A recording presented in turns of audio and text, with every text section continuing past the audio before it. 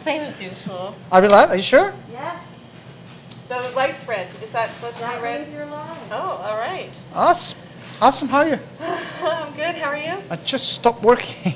How are you guys tonight? Welcome to our kitchen. It is 5:30 Thursday night. And, Beautiful summer's night. It was raining sideways earlier when I was out. I know, they're here so, today. Yeah, it was, we just had a little October dip, I think. We could say that. But it looks good now. So apparently it's supposed to be like full summer next week, like 26 degrees. That's overrated. I don't like. I don't care for summer. This dude yesterday, he's like, I miss winter. Yeah. What? No. If we were in October, Christmas would be 2 months away. Oh my God. Do not wish Christmas here yet. I need a summer. I need a summer. I don't celebrate Christmas either, but I just love that everybody's in good spirits. Anyway, why are we talking about Christmas? I don't know. Yeah. Why? How was your week? It was good. Yeah, it was pretty civilized pace this week. No, it wasn't. It was. It has been. It is. It is the fourth week that we've been busy, thanks to you. Yeah, this is our last weekly meal. Whoever got it, got it. Yep. And then after this, we're switching to our picnic baskets, so you can have nice light bites at the park without too much cutlery or too much, complications. And then, if you really want to make it complicated, we are going to be offering our meal kits. Well, they're not complicated at all, are they? No. What I'm talking about is if you care to bring a little, we should include a little portable grill with it too. Oh my gosh. One time, just. We should include you with the picnic kit. Chef Deniz goes out and you and makes you your little chicken skewers at your house. Yeah, as long as I'm getting paid, I don't care, I'll do it. But no, if you would care to just take a little grill with you to the outdoors, we are going to be offering you premium, premium quality good meats, just ready for grilling. All you will need is a pinch of salt and pepper, and then you can act a part and, just... and the wine. Pack the wine. Do we give them wine? No, they have to pack their own wine. Oh yeah, and the wine then. But yeah, I am really excited because I love eating like that during summertime. Me too. Not just composed meals, but just have a bunch of things sitting around, and those burger or chicken skewers, they not necessarily they have to, or the old country boil, was it? Low country boil. Boil. I'm learning a lot. There's a word that I can't say that's gonna. What's the seasoning? Chesapeake. Chesapeake. Yeah, I'm. Like Sesame Street in here all of a sudden. I had no idea any of this existed, but anyway, so I'm really looking forward to it because you can just grill them, put them to the side. As long as you're not in an off-leash dog park, they'll just stay there, and you can just take your time eating it because you don't have to eat a big meal. Scoop of potato salad, scoop of quinoa salad, glass of wine, skewer of chicken. What's the what is the legality on drinking wine in the parks? You're not supposed to be consuming open alcohol. Oh, we have been for years, though. Of course people do, but I think you have to put it in a glass so it looks at least conspicuous somehow. I don't know.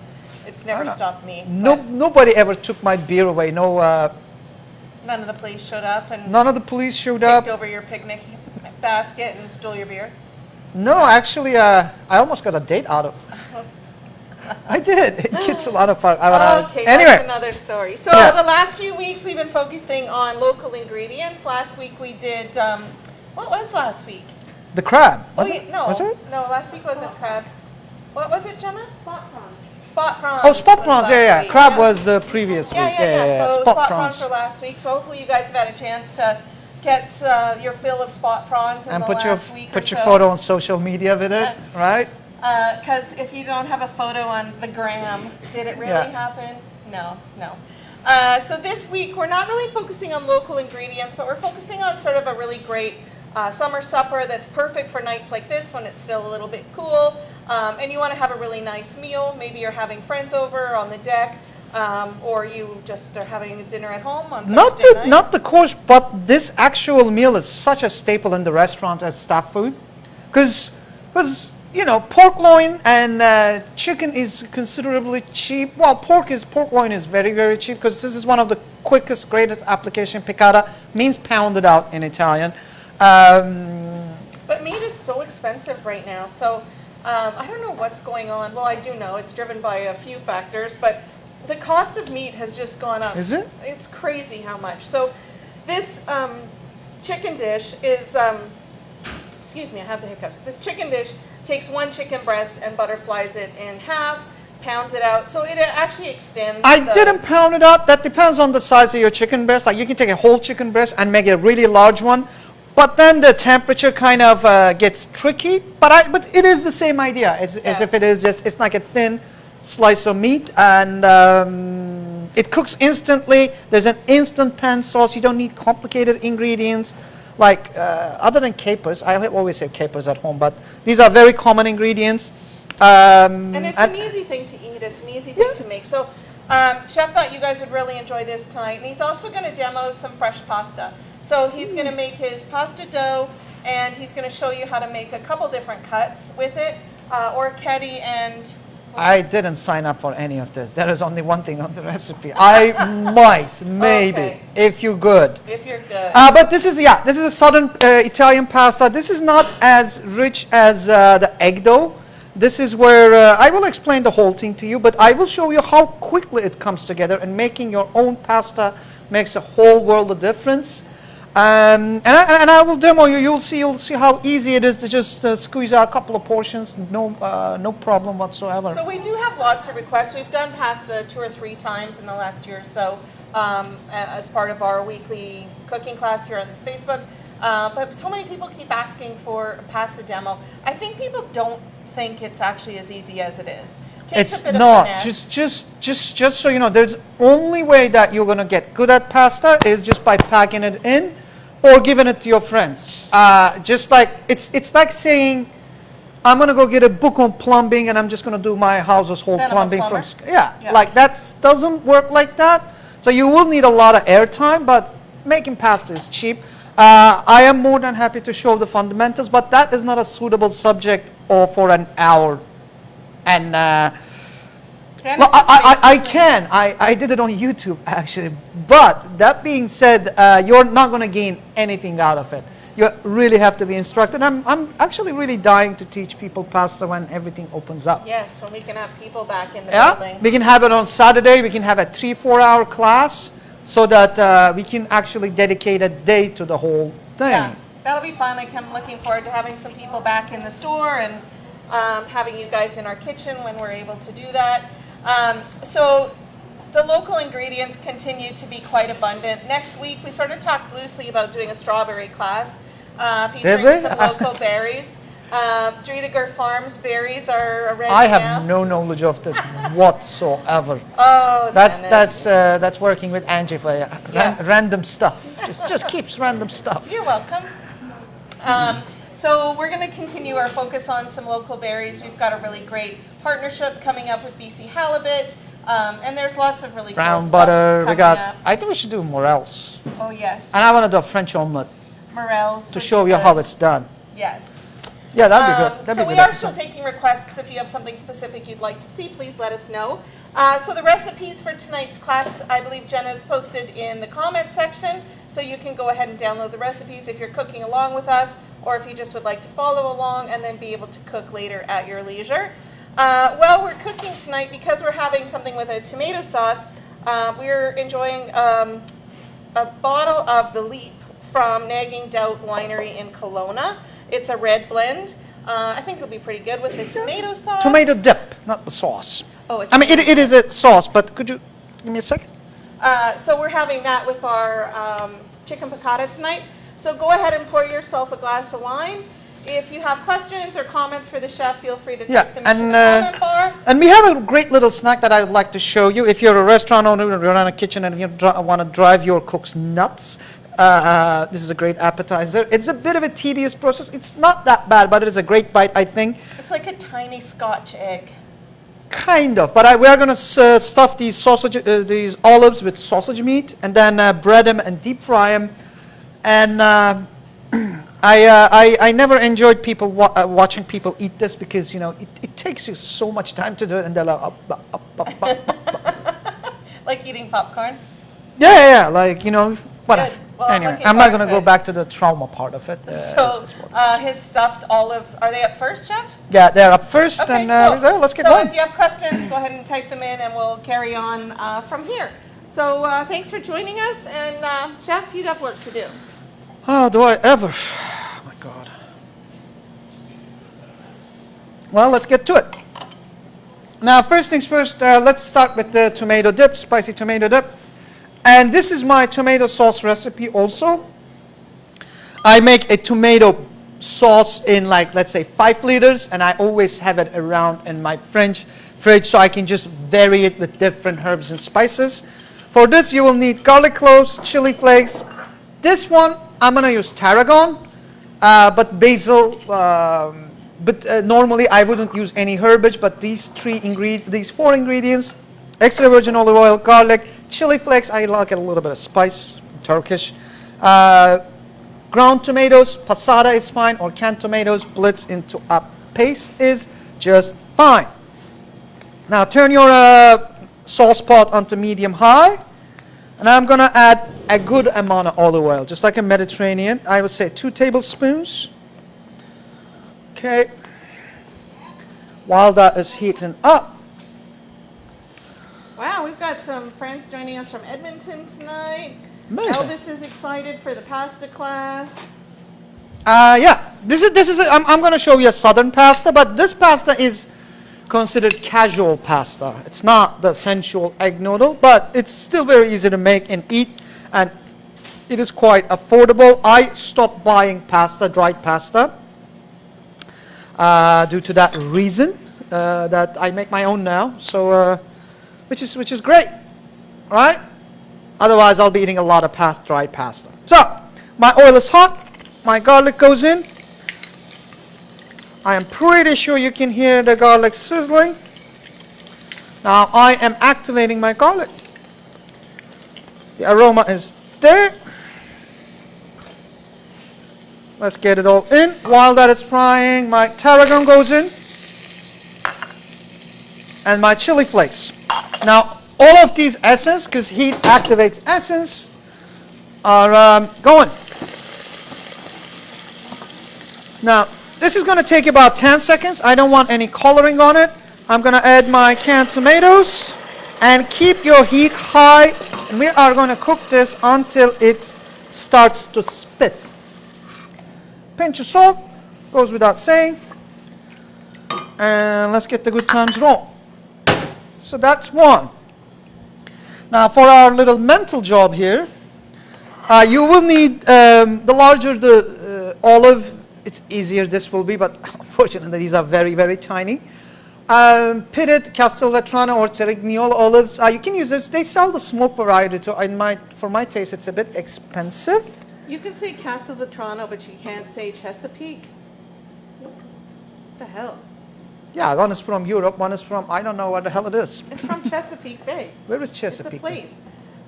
It's a place in the Okanagan? northeast U.S. I've been to Seattle.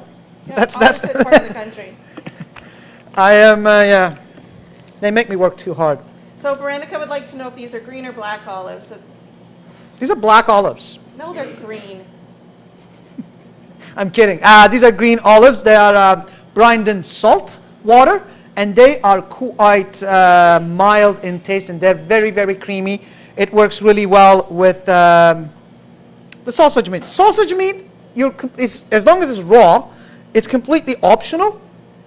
You like mild Italian sausage, fennel, use that. You like chorizo, which is a bit aggressively spiced, but it will still work. Like whatever your favorite sausage works. Now, I'm going to grab my sausage and put it in the tip, just like this. It looks quite awesome, actually. Now you're going to go onto your plate, and then, because sausage meat is a bound meat, so it's not going to come out very easy, so you're just going to have an extra pressure point. And as you squeeze, you're going to lift up, and then do a clean break. It's not rocket science. Let's do another one. Okay, stabilize this olive, pull up, do a little clean break to the side. If there's a little bit to the side, don't worry about it too much. It'll be actually useful to catch up the whole breading process. And then the last but not least, this is my fourth olive. Once you get into the rhythm and the groove, if you have that kind of quality with cooking. I think you should make a bunch more, Chef. What? One per. One olive per person? Yeah. Who's Suddenly we're on a budget over here. No, you guys are. I don't want to work hard.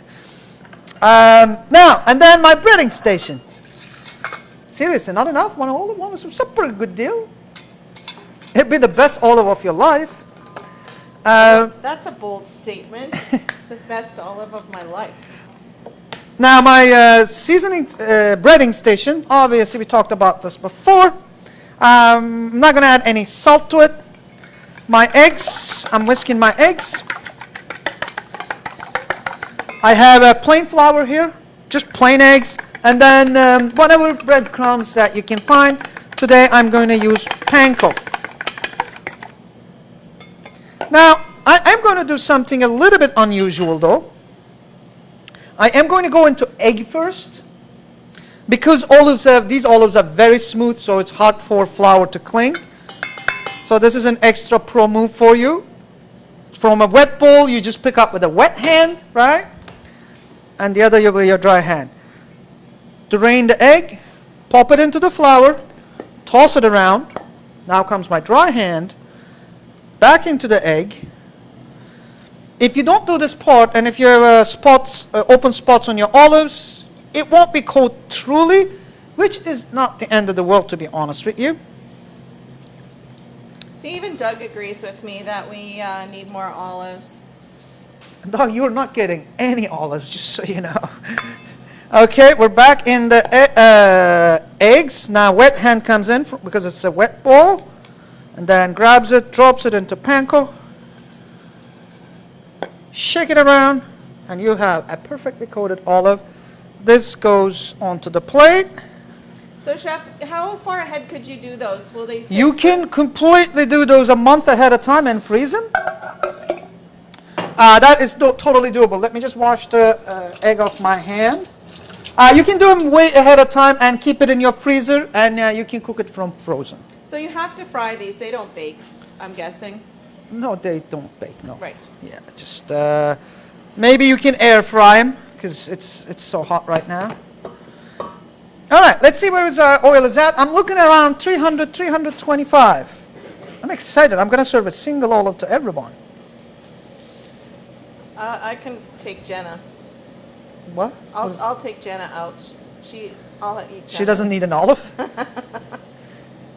She's small. I can take her. I think, David, we should bet on this. I'm thinking I'm getting all the olives. And then with the magic of TV, I've done a bunch in the freezer. Because I'm smart. Oh, what? Spare olives. Sorry, first day on the job. All right, my oil is coming up to temperature. If you're cooking them from fresh, which is perfectly okay, go around like 350. If you're cooking them from frozen, I would drop my temperature a little bit. And we are sitting at almost 250. Let's just crank the heat up. And let's see if we can start the fire. This sauce, let's just give it a taste. Let me get my spoons in time.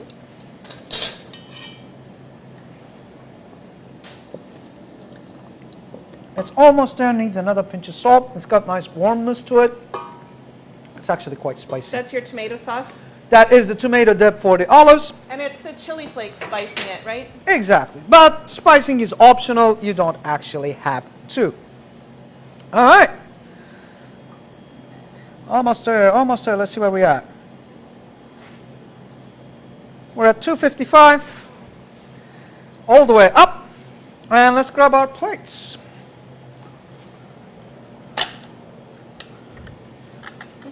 Doug's like, oh good, mine were pre-done. You're right, Doug. Here, Doug. Open mouth.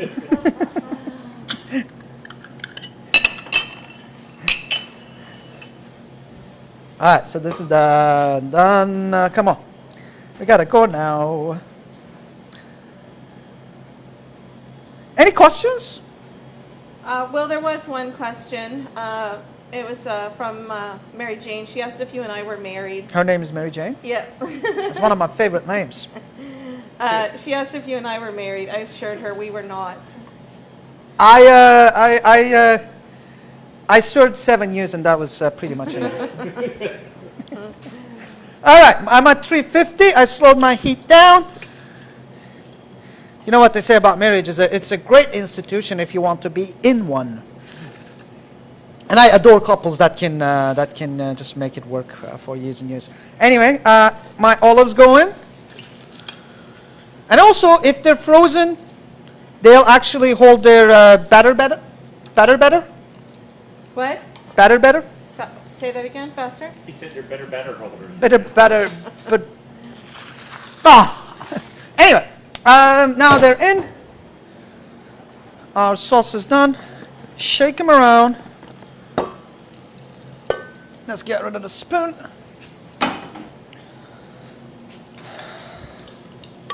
So whenever your tomatoes look like pulp and your fat splits, that's a good sign usually. That means that, man, your sauce is done.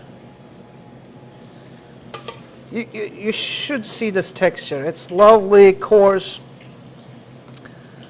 I love making tomato sauce, for sure. Let's put that there. I'm not going to waste that. So the olive pan's pretty full. How long is this? Like 2 or 3 minutes? I would say this. I don't know. That depends on how much oil you have in the pan. If you want to be sure, just check the center of the olive so the sausage meat is cooked. But I would say about 1.5 minutes or 2 tops. Because it's very hot in there and it's very, I mean, a bottle of beer in this. Also, you will feel the weight difference in olives. Maybe you're not. I don't know. Once they cook the meat, the protein coagulates. It'll be lighter. And if you really want to make sure, eat one. Barb says that could be a course. Tomato sauce is 101. There is only one tomato sauce. How many tomatoes? Absolutely. Making a good tomato sauce is all about simplicity, and executing simplicity is not, it looks very easy, but it actually is not. The only way to do it is just repetition. Recipes help, but the recipes are as good as the cook would be. So, but yeah, we should definitely have a sauce course. I agree with you, Barb. I'll show you all my tricks so you can immediately start cooking just like me. And be a plumber. Be a plumber, yeah. Doug wants to know what oil you're frying in, Chef. Is that your The grapes. This the is grapeseed? this is the grapeseed oil from last week's episode. No, we did we? No, we Yeah, didn't. he Deep fry. reuses the oil. So Yeah. as long as you're not cooking anything like fishy or strong in it, if you strain it out, you can reuse it. I mean, you should be able to reuse it. You don't waste oil. I mean, I've just fried, I don't know, few olives in there. I'm not going to dunk it in the or no, you don't put oil in the garbage, but or pour it in my compost because it's highly reusable. So this is our first course. Fried olives. I'm excited for these. You should be. With a little tomato. And they're so cute. Tapenade, right? Come on in the. That might be hot. Thanks, Tips. Right, just came out of the fryer. So, They look like oak. isn't it a fun thing to eat? It is. It's Yeah. just, it's kind of like have that salty, briny, and then there's the sausage in there, like a little bit of different texture. You know what? I think even if you're not a big olive lover, And I don't blame you for that, because those canned black olives are just nasty. But these aren't really strong olivey flavor. So if you have somebody that's not a big olive lover, I think these would still be really popular. Yeah, absolutely. It's a great way of eating olive, especially it's if a you want to great introduce snack. the kids to Great olives. snack. Yeah, Okay, I'll have another batch. sure. Okay, thank you. Next Thursday, I will see you. Okay. Now, pasta.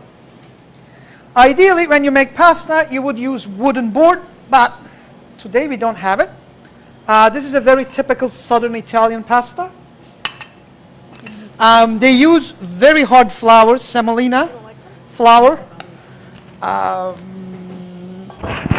for a very, very strong bite. And the reason why they want that bite is it kind of is a reminiscent of egg bite. But just by texture. After the war, the southern Italy wasn't as fortunate enough to have a lot of eggs and dairy and butter, and they were in the north. So, not after the war, but in general. So they just come up with So speaking of spicier pasta. not olive lovers, Melanie, who works here, she's just at the front closing the store. She doesn't like olives, and she just ate one. She really liked it. Me too. Jenna's not an olive lover either. Olives are delicious. Some people say it's an acquired taste, but I think they're very, very good. But everybody's traumatized by those black olives, the canned black olives, which tastes really, really dreadful. Anyway, I'm just going to take a little fork, which actually you don't have to do the fork move. We do the fork move with the eggs, because eggs viscosity move in unison. Water is not like that. I'm just going to start bringing it together. Okay. And then I am going to lift it up. Okay. I'm not cutting into, you can cut into it if you want, but until it looks like pie dough. Now, when you're making pasta, please stick with your proportions and use, this is I think one of the only times that I use the grams. Don't make pasta with volume ingredients, because it doesn't work like that. You have to nail your dough, because if you don't nail your dough, you'll be dealing with a different dough every single time. Now I'm going to start pushing and compacting together. As you can see, this is quite crumbly. You might think that it is a dry dough, but I'll show you how it's going to come together. If you are trying to adjust your dough by feel, which I don't recommend until you're very familiar with it, then you'll be dealing with a different dough every time. Then you cannot work on shaping. Right? You have to eliminate your variables when in the cooking process, especially complicated things like dough. Okay, we're just going to push it together. Lots of people interested in a sauce class, Chef. We're going to get saucy for sure. Yeah, absolutely. 5 mother sauces or tomato sauces series. Yeah, absolutely. Now, we're going to bring this together. Now, what I'm going to do is a little piece of parsley here. Is I'm going to grab my palm of my hand, and I'm going to push, turn, fold, and I'm going to start doing that motion by turning my dough. This is not together yet. And I'm also using a semolina flour, just so you know, you can come to Well Seasoned and get semolina right. Yep. Yeah. And if you don't have it in the storefront, come say hi to the kitchen. I'll sell you some in the back door there. Out the back door. Out the back door. Sketchy transactions in a Langley auto park. Somebody didn't return their cart, shopping cart from Oh Costco. man, today somebody left a Costco shopping cart in our parking lot. I Chef am is incensed by this. Enraged. Like, that is the only act, one of the acts of kindness that is not mandated by any store. And it shows a good quality human being just to, when they To return their your cart. cart. It is a act of kindness, like literally. Good people return their carts. I agree. Yeah. It is the 90% decent people in this world that makes this world go around every day. And we got to do our part. Now, once this hits to this joint, you can actually just go ahead and knead this for 10 minutes until it's nice, smooth, and elastic. Or, time is another way of developing gluten. So you can just put this under a little bowl like that. Put it to the side. Come back to it, make sure that it's down. I come back to it in about like 5 minutes, do another knead, go another have a glass of wine, because that's a 5 minutes, a great time to finish a glass of wine. Come back, knead it again in intervals for 4 times or until it's nice, supple, and elastic. Well, we're not going to wait, not 5 minutes, sorry, every 10 minutes. We're not going to wait that time. So I made a dough earlier. It's the exact replica of that dough. So I forgot to mention, this dough also uses hot water, hot tap water, 150, maybe 140, or so it's like around there. And what hot water does is, this is such a strong dough. If you use cold water, it will eat like a lot like plastic. Hot water shortens the gluten strands and the matrix, so it gives you a more tender pasta. So it's when you eat a mouthful of Cavatelli, oh man! You should have another glass of wine, Chef. You know what? You're right. It didn't come out. Chesapeake. Say it slow. Connecticut. I still can't spell Connecticut. It shortens the gluten and gives you a tenderness, a more tender product, and it's very important with hard protein doughs. Now I have this. What I'm going to do is I'm going to start rolling this into a little rope. Please don't use a lot of flour on your board, otherwise you'll be slipping and sliding.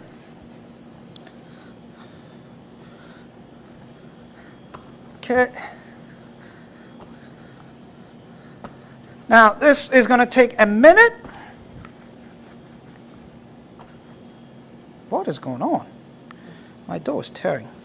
People are excited for a fresh pasta class, but Veronica's only going to come if there's wine. Is that a threat? What's that supposed to mean? Wine. Well, we gotta. It's mandatory. It's mandatory. It's also mandated by rules. We can't just come here and get wasted. It's not how it works. But we will have wine for sure. What is it? 1 glass or 2 glasses? It depends on the class. Yeah. the ladies on the drinking end. Well, you got liabilities, right? I think you can get a private liquor permit for the night and really get wasted. I'm pretty sure that is doable. We'll talk. Terrible advice, Chef. Yeah, I'll go to the city of Langley tomorrow and sort the whole thing out. All right, see? How easy that was. And then I'm going to grab my bench scraper, right in half, which is not even close. And then this is almost like 1/2 inch in diameter. Then I'm going to cut almost like in 1/2 inch pieces. Now, don't cut your pieces too big, especially in the beginning, to understand the proper hand pressure. Otherwise, if you don't press it hard enough, They almost look like little gnocchis right now. it is how it all starts. It's most of the time. See? I mean, it's not rocket science. You just got to put the practice on. So, and then, do we sell gnocchi boards? Yes, we do. Come to Well Seasoned. This was made by Dan, but come to Well Seasoned. We sell these. They're great tools. If anybody refuses to, wear a mask, you can just use it as a little slap tool. It works, but it works for pasta. Great. And then what I'm going to do is I'm going to apply around 3 to 4 pounds of pressure. And why I'm doing this is outside with the paddle, it's going to create ridges, but also inside, I want to tear the inside a little bit apart. So all those little rugged surface can hold on to the sauce and just catch more sauce. And that texture shows you how masterful you are or how good you are at pasta making. All right, goes without saying. Again, 3 pounds of pressure, right onto it, and roll it off your board. And what's that cut? That's Cavatelli. This is called the Cavatelli. I mean, they all have different regional names, and I don't think you can see the inside, but inside is nicely torn apart. Okay, and then make sure you apply a good pressure. Otherwise, again, your pasta will be too thick.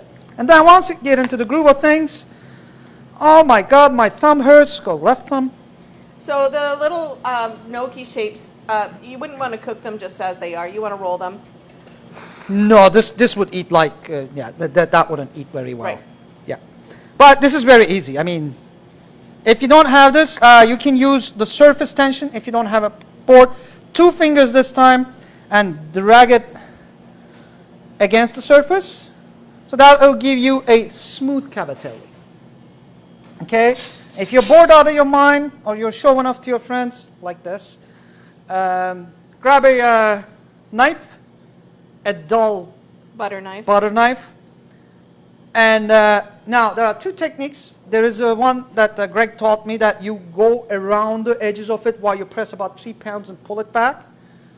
Okay. The tip of my knife is traveling literally all around the edges. And then what you do is you take this, you turn it inside out, and comes your little orecchiette. Okay, it's not that difficult. Or you can completely drag it with your knife and manipulate with the 2 tips of your finger, holding it down as you pull so it doesn't come back. And then you wrap it around your finger, another orecchiette. But tonight we're cooking cavatelli. So the dough is a mustard dough recipe, and it's same for every single one of them. Now, how to store this pasta? This pasta, you can dry it in the room temperature. I prefer putting them on a sheet trays and freeze them, and then you can pop them into individual Ziploc bags. Okay, we got the idea, right? Got it. Got it. Awesome. Into Ziploc bags. If you dry them, that is completely fine, but then you have to, it takes way more, it takes more time to cook. I have a pan of salted water. Your salty water is 2 tablespoons per liter. That amount of salty, not aggressively salty, not sea salty. That's perfect. And while all that is happening, let's turn this down. This is an ambitious episode. Piccata. You're an ambitious guy. Right? Let's start our pan, because this is going to go super fast. Actually, you know what? I'm going to grab this back. I need this. So chicken piccata is a very old school recipe. This is another form of fried chicken is what it is, with a pan sauce. One hand handles chicken, the other hand handles seasoning. So that's a chicken breast that you just cut in half. Just butterfly. butterflied. Or you can, if your chicken breast is not large enough to be butterflied, get a giant pan, not a giant pan, like a heavy pan or something, and put it into 2 saran wrap pieces, and then pound it out so you don't splatter chicken juice and meat all over your kitchen. So this recipe works great with veal, with pork. Really? You could, sure, yeah. Really? Get that. Veal piccata? I know, Angie, it was a joke. Anyway. Yeah, it does work with everything. I wouldn't go red meat on it, honestly, but. And then from here, let's turn our pan high, because from flour, we're directly going into to the pan. Again, I season my chicken breast, so I don't have to season my flour, which is more efficient and cheaper way of doing it. Just shake it around, put the second one in. So no egg wash on this. Nope. This is not crispy chicken. The flour is actually just to thicken the sauce. This is a white gravy. Not the States white gravy. This is a different white gravy. It's a clear pan sauce. You would see this application with lean meat in the old French techniques, because flour keeps the lean meats from getting scorched. So you will see especially organ meats such as liver being dipped in flour. In the old French cuisine, whenever chicken breast is pan roasted, it is almost always coated in white flour. And no, you cannot use whole wheat. I guess you can, but a little bit of olive oil. Don't skimp on the olive oil too much. And a couple knobs of butter until it is nicely bubbling. Now what I'm going to do is I'm going to grab my chicken. Then you're just going to pat it in your hands and put in the pan. Give a little shake so that it's not stuck in the bottom, which it won't stuck because this is not wet. Flour is going to avoid that. Again, another push. Whoa, look at those math skills. I might ask for a raise. You can ask. Good luck with that.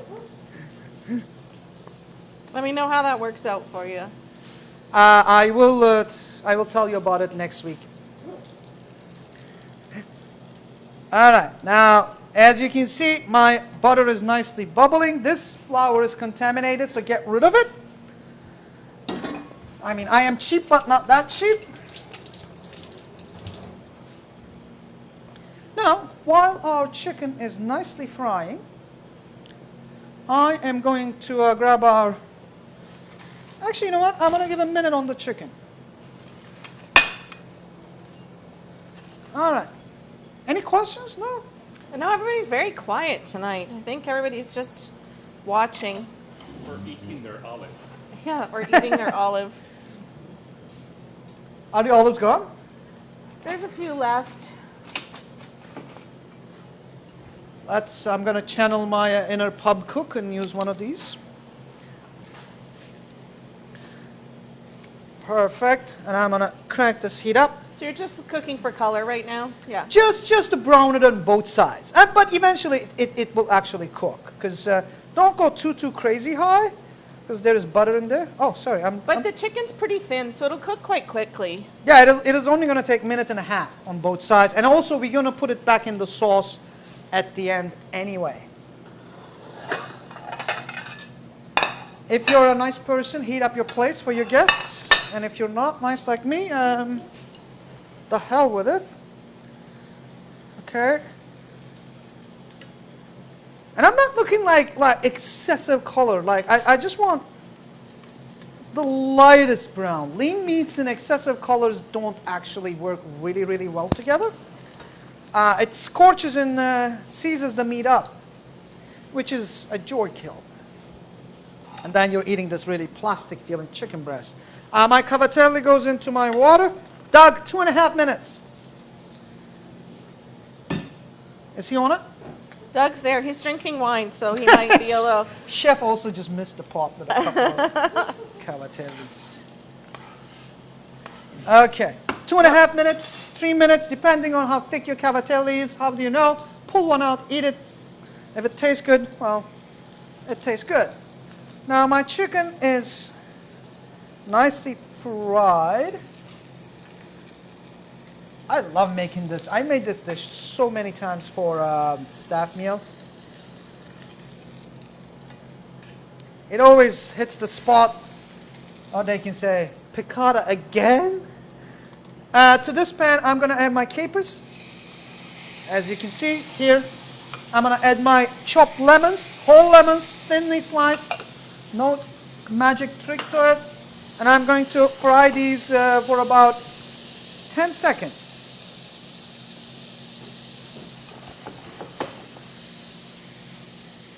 It already smells very good. It's the butter. Browning butter just Yeah. smells so good. Especially with the capers and the parsley, it has that French accent.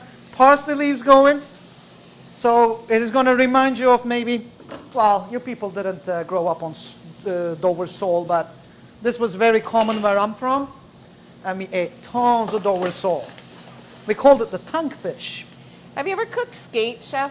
Yeah. Yeah, so that's a similar treatment I've had with Yeah. skate. Skate has that, yeah, skate has that texture, you're right. Now that was my white wine, and crank your heat up. We want fast and furious now. Oh, this is awkward. So in the pan, there's a little bit of the flour that's going to slightly thicken up the sauce a little bit. Exactly. She's very slow tonight. The stove or me? You're asking for it, though. All right. Doug, how's the time going there? I think Doug's wasted. As you should be, Doug. It's a happy Thursday. All right.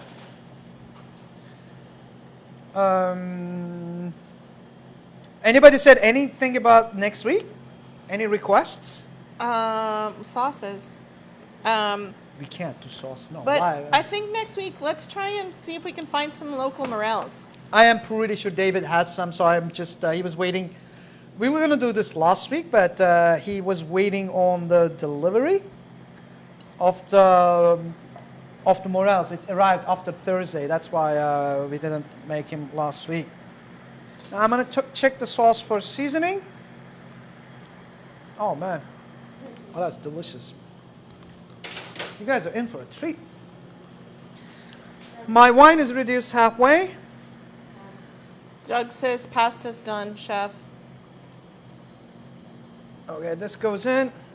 Well, Doug, let's see if we're there.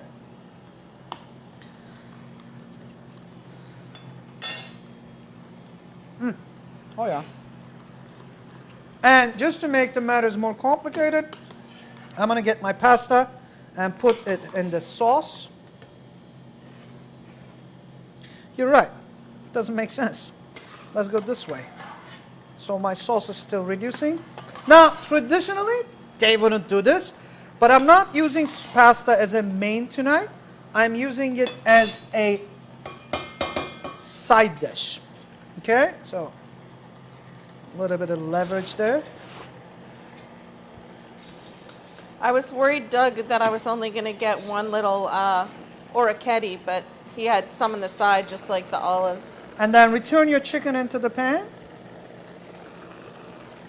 And let this be happy, happy, happy. I mean, it looks like $1 million right now. Oh man, hopefully nobody's going to give me a hard time for serving chicken and pasta. It's not a thing in Italy. But I highly doubt it. And then to this, I am going to add a rather large noble butter. About like 15 to 20 mils. And I'm going to shake, twist, and shout.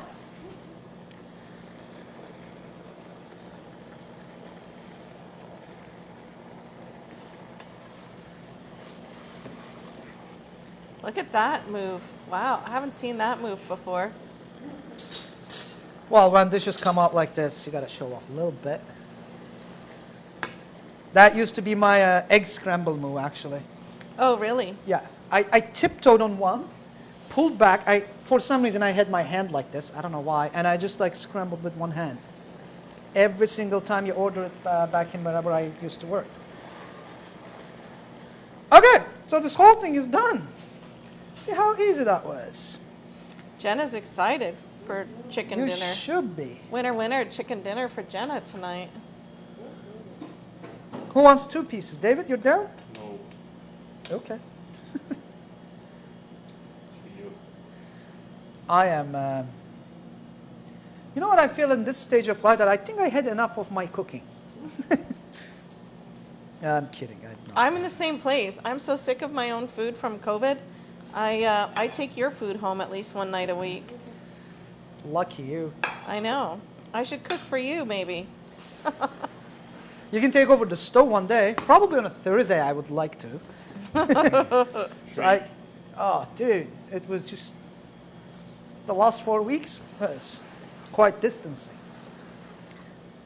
And my pasta is now, the sauce is thickened, the pasta catch all the sauce, and it's absorbed. I still want it a little bit saucy. Because just to make it a proper piccata. But I mean, if you can see how beautifully the pasta is glazed, drippy, droppy is perfect. You can see the starch has thickened the sauce. There's olive chunks, there's parsley, there is capers. And also a great plate of pasta should be tender to the tooth. Not breaking your tooth, just so you know, the amount of times that I was served raw pasta is just, oh my God. A pasta should be cooked and nice and tender. And as you can see, the gravy is lovely. It's thickened just enough to coat the chicken. Might as well do this here. You know what? I'll have some pasta. It's mostly capers now. And that is your real piccata with a little bit of cavatelli. And the presentation is, this is my kind of a no garnish. I'm a no garnish person. So no cheese on this, chef?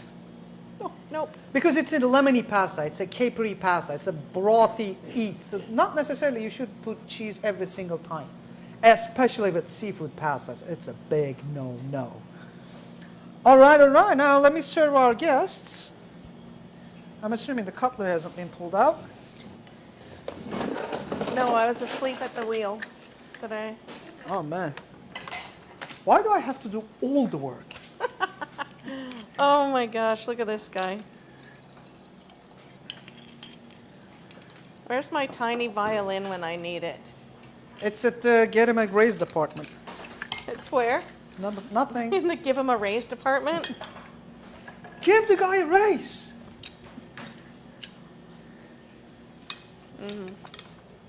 Yeah. Holy, that's really good. Isn't I it love the delicious? lemony pasta. Yeah. I Do you want to taste this? Here. On your way out. Well, sure, there's a few pastas in there, but here, I'll give you a fork and a knife. I think this is a great summer's evening dish. And it is fresh pasta, but I just do the whole thing in front of you. And honestly, it'll take 10 minutes of your time. I've had a lot of versions of this over the years, and I've never had it with such big pieces of lemon in it. Usually it's just zest that I've had. Or lemon juice they would squeeze it. I love eating lemons when it's cooked and soft. Yeah. And the bitterness is there, which I love lemon bitterness because it is a part of the whole accent. I think it's a great accent too. Like people just get freaked out by it, but You're talking about the bitter from the pith, right? That's in the But it is an accent of the whole Yeah. whole lemon. Like you go to the bar and you pay for those bitters in your cocktail. Yeah. So, but you know, I think citrus bitterness is a great accent, and I'm not scared of it. And this would be a great summer's lunch, So good. early evening dinner Yeah, a nice warm evening outside. with a glass of On the deck. white wine. Really nice glass of wine. Yeah. The red was delicious with the olives, but I think a glass of Chardonnay would be delicious with this. Yeah, or any lighthearted, nice, slightly sweet and acidic white wine. That is just going to tie the whole thing together. It's not the best combination with the red, not gonna lie. It's not Wine is what is in the. Yeah, I mean, for me, it's not the best combination, but I mean, last night it was potato chips. I mean, it beats that for sure. for you, Yeah, Miss Vicky's salt and vinegar chips and and a red wine. yeah, 4 years, 2017 vintage. Look at you living on the edge. I live a pretty dreamy life. I'm not going to lie to you. So this is a really delicious entree that you can make and serve at home. In minutes also. Yeah, and you can use store-bought pasta. You can use dry pasta. For this, you just have to pre-cook it and then add it to the pan. You can buy little orecchiette. You can buy cavatelli. Tons of small little cuts like this would But be you know delicious. what the problem with the dry pasta, with especially these thick cuts, is that they're not tenderized by using hot water. And if you don't cook your pasta right, what happens is it will be either just right and slightly overcooked on the outside, or it would be completely overcooked or completely raw. Because you need a very good heat application to be able to cook cavatelli or orecchiette or a few twisty thick pastas, water-based pastas. Making this fresh makes all the fun. Get your guests around the table and then just get them to teach them a little how to roll cavatelli and get them involved. Kitchen party is the best party if you have fun food friends, and it makes all the difference. It tastes 1,000 times. I wouldn't say better. There's nothing wrong with fresh dry pasta, as long as it's not more than $15 a bowl. But fresh pasta is something that is completely at a different level.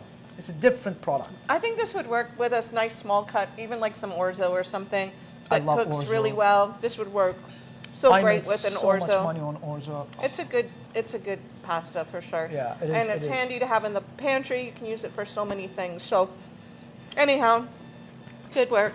Thank you. It's delicious. Hopefully, you guys will be able to make it at home. And we'll be back here next Thursday at 5:30, hopefully with some morels. But like I said earlier, I'm gonna try. we're taking your suggestions. If you have something specific that you'd like to see, we got the sauces now on our list. And when we can get back to it, we'd definitely be happy to invite you into the store for a hands-on pasta class. So, A day, not even like a small pasta class. Yeah. Get them on a weekend. We a start workshop. at noon. Yeah, a workshop. You should commit to the day so you can, because these are dough matters. There's nobody in this world just read a pasta recipe and just went and knocked it out of the park. That's not how it works. Because you have to understand how the dough works, how the sauce works, how the shaping works, how the putting together works, how to start the pasta, finish the pasta in a pan, even how to get it on a plate properly is he's basically a pasta granny. So, yeah, so you can come in and take that class and we can offer it. I have a surprise, actually, a project coming. He keeps talking about this. I was waiting for my computer to come. Oh. Yeah. But anyway, we'll talk about that when it comes out. So thanks for joining us for tonight. Yeah, thanks for being here with us. The recipes you can just print, obviously, and do this at your leisure. We'd love to see your photos of what you're making at home. So if you have a chance to cook this, share the photos on social media. We'd love to see what you're up to. And if you have any questions, send it to my friend right here. Ask a chef. I will be personally answering your question. Ask a chef at wellseasoned.ca. Thanks for joining us. We'll see you right back here at 5:30 next Thursday night. Cheers, everybody. Cheers. Cheers.